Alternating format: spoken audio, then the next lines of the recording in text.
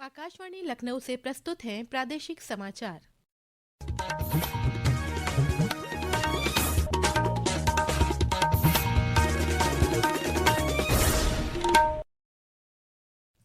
मुख्य समाचार। मुख्यमंत्री योगी आदित्यनाथ ने स्वास्थ्य विभाग के अधिकारियों के साथ की बैठक। सर्दी, खांसी और सांस से जुड़े मरीजों की संख्या में बढ़ोतरी पर अलर्ट रहने के दिए निर्देश। रक्षा मंत्री राजनाथ सिंह ने आज आगरा में उत्तर प्रदेश माध्यमिक शिक्षक संघ के 57वें राज्य स्तरीय सम्मेलन को किया संबोधित। कहा, आने वाली पीढ़ियों का भविष्य सुधारते हैं शिक्षक। अयोध्या की मिल्कीपुर सीट पर उपचुनाव की तारीख घोषित। 5 फरवरी को मतदान और 8 फरवरी को होगी मतगणना। और प्रदेश के 50 से अधिक जनपदों के लिए शीत दिवस का ऑरेंज अलर्ट जारी। कई जनपदों में 14 जनवरी तक 8वीं तक के स्कूल बंद।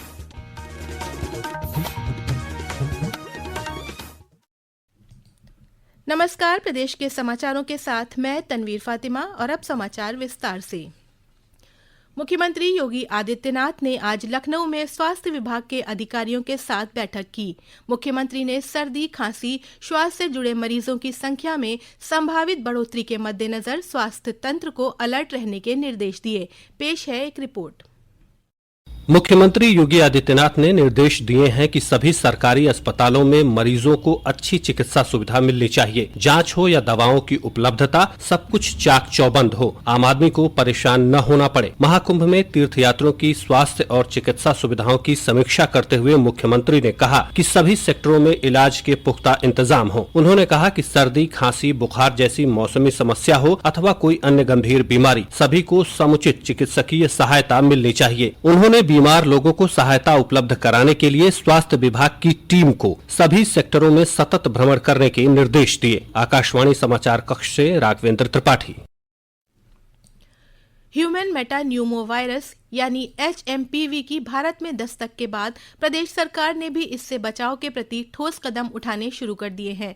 प्रदेश के स्वास्थ्य मंत्री और उप मुख्यमंत्री ब्रजेश पाठक ने आज बताया कि घबराने की कोई स्थिति नहीं है और वायरस से बचाव के सभी प्रयास किए जा रहे हैं। उन्होंने कहा कि हम लोग किसी भी तरह की स्थिति से निपटने के लिए पूरी तरह तैयार हैं। देश को लेकर के हम लोग पूरी सतर्कता के साथ आगे बढ़ रहे हैं। आज एक उच्च स्तरीय बैठक भी है और कहीं कोई पैनिक जैसी स्थिति नहीं है। हर स्थिति से निपटने के लिए सरकार पूरी तरह से तैयार है। केंद्रीय स्वास्थ्य सचिव पुण्य सलिला श्रीवास्तव ने राज्यों और केंद्र शासित प्रदेशों के साथ एक वर्चुअल बैठक के दौरान कहा कि HMPV को लेकर जनता को चिंता करने की कोई जरूरत नहीं है। रक्षा मंत्री राजनाथ सिंह ने आज आगरा में उत्तर प्रदेश माध्यमिक शिक्षक संघ के 3 दिवसीय 57वें राज्य स्तरीय सम्मेलन का उद्घाटन किया। इस अवसर पर रक्षा मंत्री ने कहा कि आने वाली पीढ़ियों का भविष्य सुधारने का काम शिक्षक ही करता है। श्री सिंह ने कहा कि सूचना देने और शिक्षित करने में बहुत अंतर है। शिक्षकों को इस अंतर को समझना होगा। सूचना देने और शिक्षित करने में जो बीच का अंतर है, वही से एक शिक्षक की भूमिका प्रारंभ होती है और इस भूमिका को हम सभी शिक्षकों को अच्छी तरह समझना चाहिए। कंप्यूटर और आधुनिक तकनीक से युवा विभिन्न विकल्पों के बारे में तो जानकारी हासिल कर सकता है, पर सही विकल्प का चयन करने के लिए हमेशा विवेक की आवश्यकता होती है, हमेशा मार्गदर्शन की आवश्यकता होती है। वो विवेक पैदा करने का काम और मार्गदर्शन करने का काम यदि कोई कर सकता है तो शिक्षक ही कर सकता है और कोई दूसरा नहीं कर सकता। कार्यक्रम में शामिल हुए केंद्रीय राज्य मंत्री प्रोफेसर SP सिंह बघेल ने शिक्षकों को संबोधित करते हुए कहा कि कभी यूपी बोर्ड सर्वश्रेष्ठ बोर्ड था। UP board was one of the best board of India. Student शर्म से कहते थे CBSE और ICSE वाले कि हम ICSE वाले हैं, क्योंकि हमारा 75% वाला यूपी का टॉपर होता था और यहाँ सबसे कम वाला 75% का होता है। जल जीवन मिशन के तहत हर घर नल योजना में ग्रामीणों से लिए जाने वाले सामुदायिक अंशदान के रूप में पूंजी लागत के 10% भाग का वहन अब प्रदेश सरकार करेगी। इसके लिए सरकार ने बड़ा कदम उठाया है। सरकार की तरफ से 2024-25 में इसके लिए 2000 करोड़ रुपए के बजट की व्यवस्था की गई है। इसका लाभ उत्तर प्रदेश के लगभग 2 करोड़ 32 लाख से ज्यादा परिवारों को मिलेगा। गौरतलब है कि यूपी में जल जीवन मिशन के तहत 40,951 योजनाएं स्वीकृत हैं। लागत के सापेक्ष यूपी का सामुदायिक अंशदान लगभग 9,092 करोड़ रुपए होता है। प्राइमरी शिक्षकों के अंतर जनपदीय पारस्परिक तबादले के लिए न्यूनतम सेवा अवधि की बाध्यता को राज्य सरकार ने खत्म कर दिया है।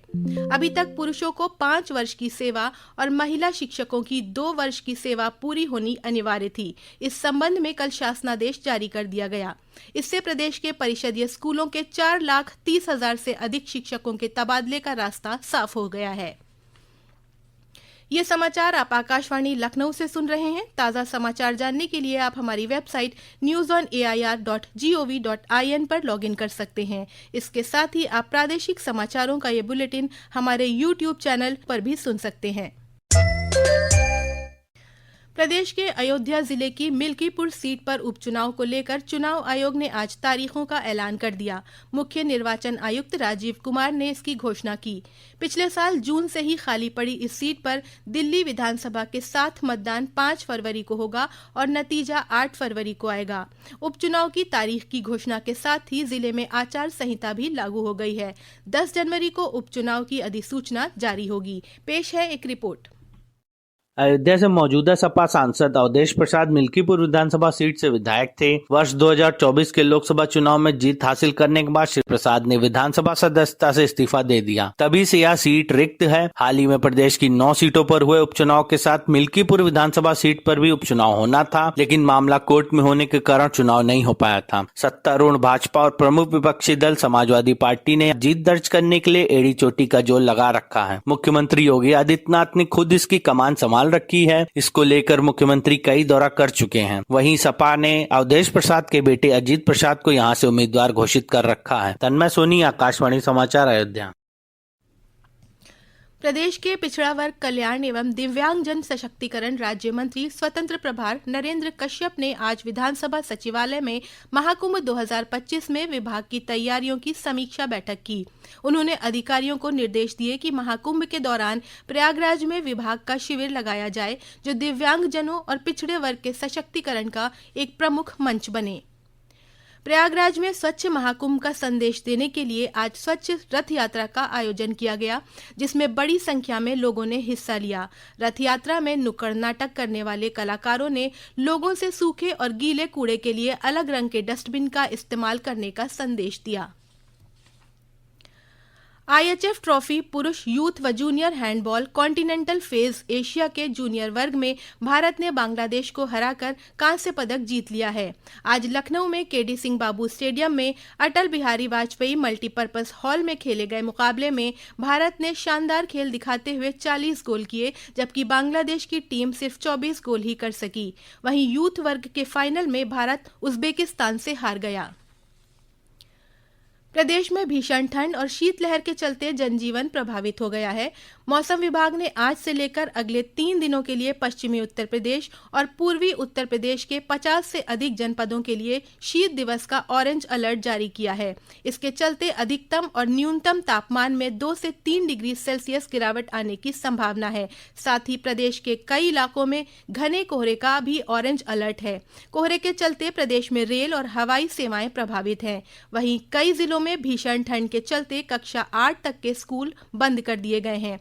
कुशीनगर में आंगनबाड़ी केंद्रों के बच्चों के लिए 14 जनवरी तक अवकाश घोषित कर दिया है। बदायूं जिले में कक्षा 1 से 8 तक के सभी परिषदीय विद्यालय 14 जनवरी तक बंद रहेंगे, जबकि अमरोहा में कक्षा 8 तक के बच्चों का अनिश्चितकालीन अवकाश घोषित कर दिया गया है और ऑनलाइन कक्षाएं संचालित की जाएंगी। और अंत में मुख्य समाचार एक बार फिर। मुख्यमंत्री योगी आदित्यनाथ ने स्वास्थ्य विभाग के अधिकारियों के साथ की बैठक। सर्दी, खांसी और सांस से जुड़े मरीजों की संख्या में बढ़ोतरी पर अलर्ट रहने के दिए निर्देश। रक्षा मंत्री राजनाथ सिंह ने आज आगरा में उत्तर प्रदेश माध्यमिक शिक्षक संघ के 57वें राज्य स्तरीय सम्मेलन को किया संबोधित। कहा, आने वाली पीढ़ियों का भविष्य सुधारते हैं शिक्षक। अयोध्या की मिल्कीपुर सीट पर उपचुनाव की तारीख घोषित। 5 फरवरी को मतदान और 8 फरवरी को होगी मतगणना। और प्रदेश के 50 से अधिक जनपदों के लिए शीत दिवस का ऑरेंज अलर्ट जारी। कई जनपदों में 14 जनवरी तक 8वीं तक के स्कूल बंद। इसी के साथ प्रादेशिक समाचारों का ये बुलेटिन समाप्त होता है। नमस्कार।